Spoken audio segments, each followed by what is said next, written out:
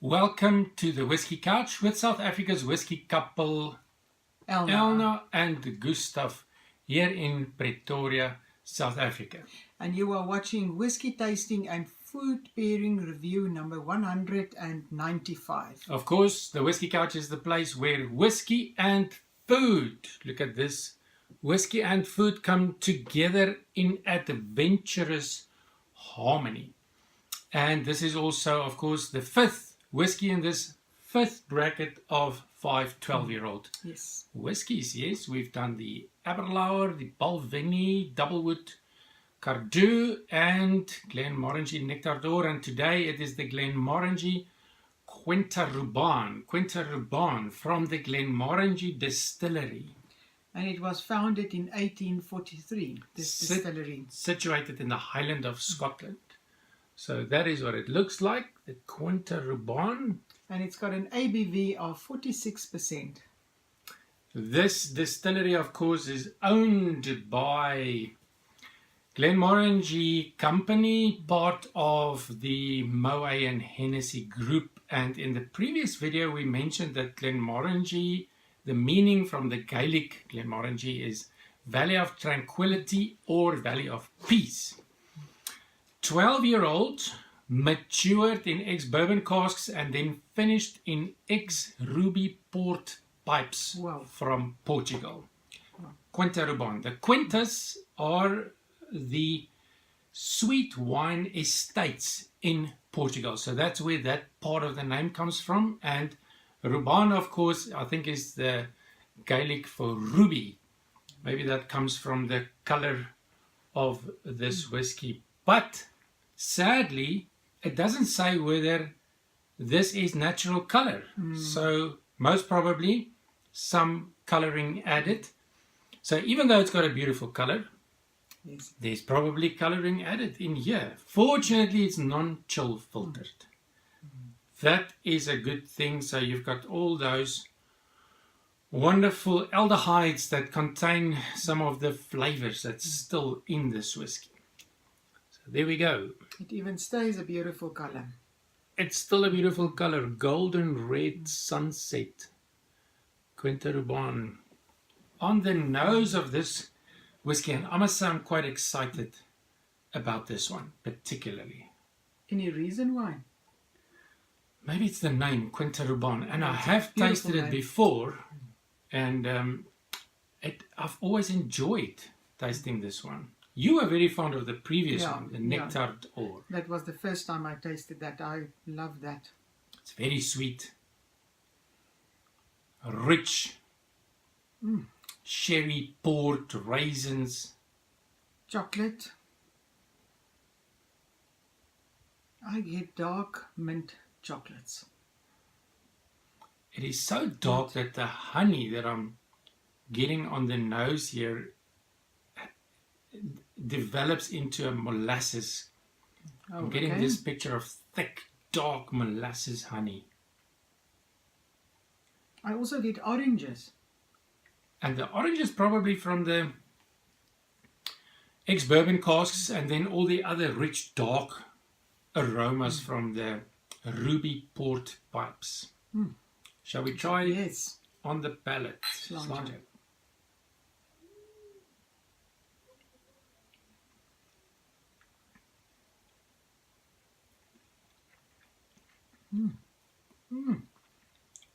You see, it is just awesome.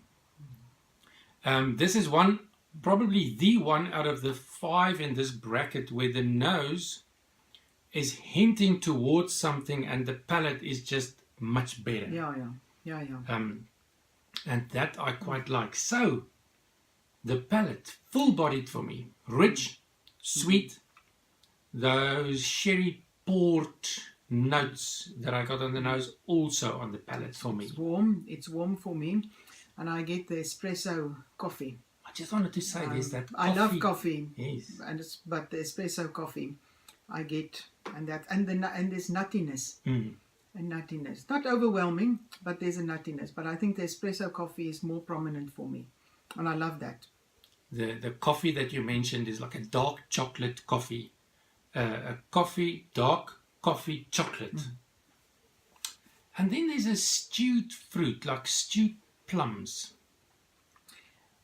Even now as I'm sitting here on the palette, stewed plums maybe drizzled with a dark minty chocolate sauce, because there is a mintiness in this whiskey. But what I also get is the rum and raisin, I want to say ice cream, but it's not ice cream, it's rum and raisin. I would rather say it's rum and raisin pudding. Yes, I'm getting that as well, rum and raisin. As you say it, it sort of just connects, and it gives names to what you are experiencing on the palate. For me, this has got a long, smooth finish with the port and sherry wine in the finish, and that dark chocolate mintiness. Yeah, I would say more the dark chocolate finish. So 46% ABV, like you mentioned, and we're adding a few drops of water just to see if the water would open it up a bit more.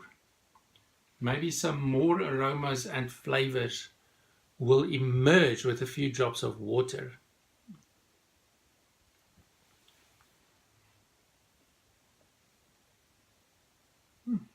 I get the mint chocolate. Yes, and the dark mint chocolate more prominent now on the nose. So it opened up the mint chocolate. The rich,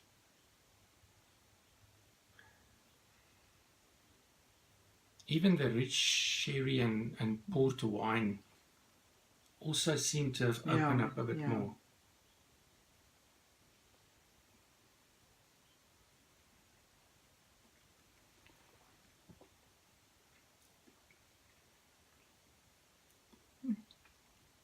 And now I'm getting that lovely spiciness that balances the sweet and the richness. Yeah, it's as if the spiciness is more prominent now than the mint chocolate, the dark mint chocolate. The spiciness is more. And I prefer it this way because it brings balance between that extreme rich sweetness and with the spiciness, that slight pepperiness. It brings a lovely but also warm balance. It's more warm. Even now as I sit here, the warmth is still glowing. I would say I like it, this Glenmorangie.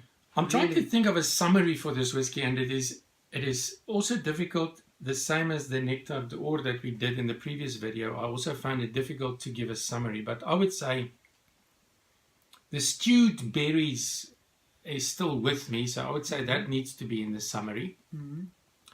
The thick minty dark chocolate needs to be there. And dark chocolate, because the dark chocolate will have the slight bitterness. And also leaning towards the espresso coffee. Yeah, I would say that is connect with one another. Yeah, that could be a good summary. The price in South Africa is around 700 Rand, in the UK around £45, and in the US around $55 to $60, depending where you are, of course. And food pairing. This is one of those complex whiskies with so much going on that it opens itself up to a wide variety of food pairings. I mean, there's a multitude of aromas and flavors that you can choose to connect with your food pairing. So minty chocolate pudding crepe will work just fine. I was also thinking if you go savory, a crepe pocket filled with a minty lamb stew will be fantastic. Yeah, I think that will complement the whiskey as well. But guess what did we choose for today? We have chosen still with a crepe theme. This is the last video with a crepe theme, number 25 that we've done with crepes. But for today we have got cheese griller crepes. We've cut them in pieces, and we've got some toothpicks there just to handle them, and it is in a sweet chili sauce. So the sweet chili sauce will connect with the sweetness and the richness. The cheese griller will give a savory component.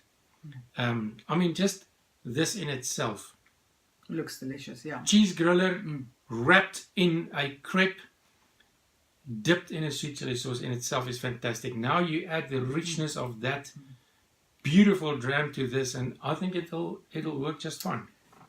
Let's live on the wild side today and try Let's do this. Yep. So you have got your crepe wrapped, cheese griller wrapped in crepe, dipped in a bit of sweet chili sauce. This is a huge one. I think I'm going to just go with a smaller one just for the sake of a video. Here we go.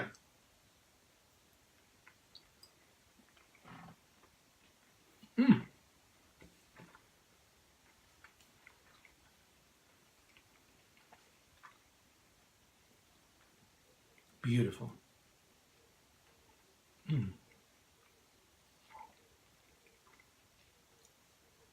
I've got the cheese griller, which we just pan fried.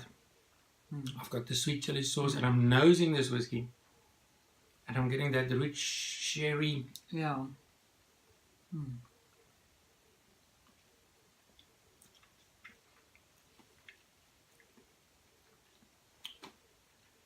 I think it pairs well. I'm getting goosebumps. Like really just trying to get words. Okay, what can, because I had when we decided on this whiskey, we said, okay, something mint, sweet, mint, dark chocolate, pudding. But I'm glad we did this. This is something, it's extraordinary. Fantastic. It's And not do you pick up how it enhances the sweetness of the whiskey? The cheese in the cheese griller, that pan fried effect. It just brings out the sweetness and the spiciness, and it is just like a whole new experience. I think it complements one another. The This is whiskey good. with that food pairing complement, but it's on the wild side. It's not every day.